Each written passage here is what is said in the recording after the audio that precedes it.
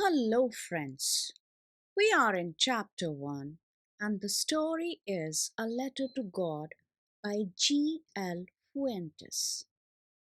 Before you read, they say faith can move mountains, but what should we put our faith in? This is the question the story delicately poses. Lencho is a farmer who writes a letter to God when his crops are ruined, asking for 100 pesos. Does Lencho's letter reach God? Does God send him the money? Think what your answer to these questions would be, and guess how the story continues before you begin to read it. Only one in the entire valley sat on the crest of a low hill.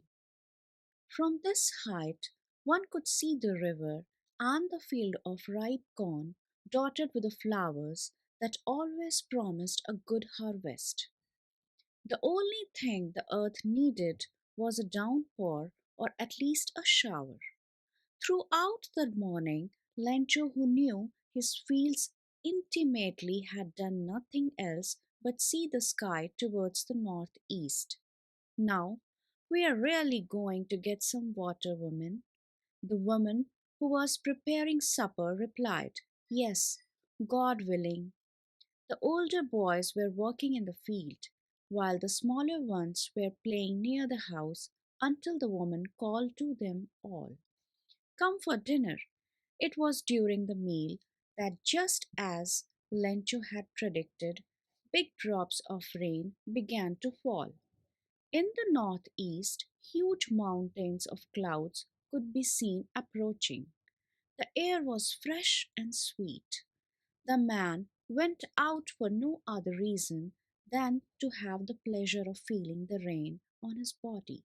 And when he returned, he exclaimed, These are not raindrops falling from the sky.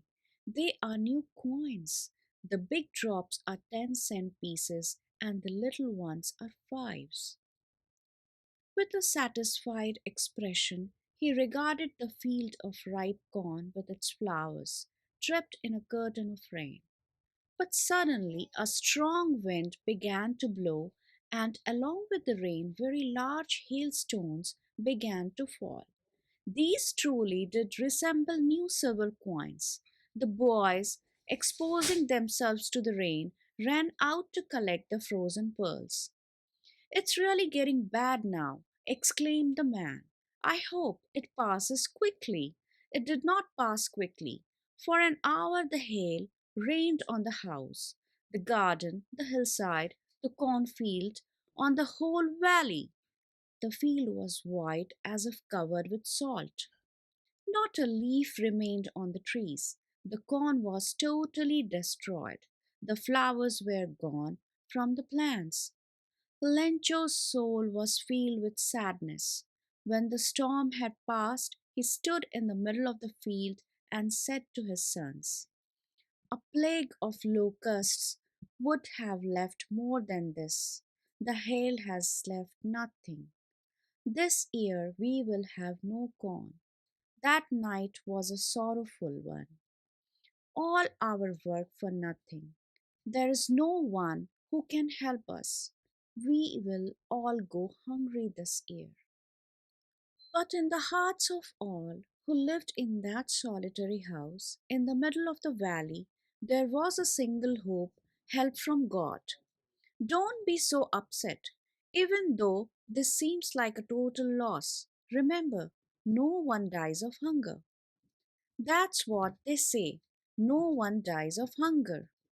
All through the night, Lencho thought only of this one hope, the help of God, whose eyes, as he had been instructed, see everything, even what is deep in one's conscience. Lencho was an ox of a man, working like an animal in the fields, but still he knew how to write. The following Sunday at daybreak, he began to write a letter which he himself would carry to town and place in the mail. It was nothing less than a letter to God.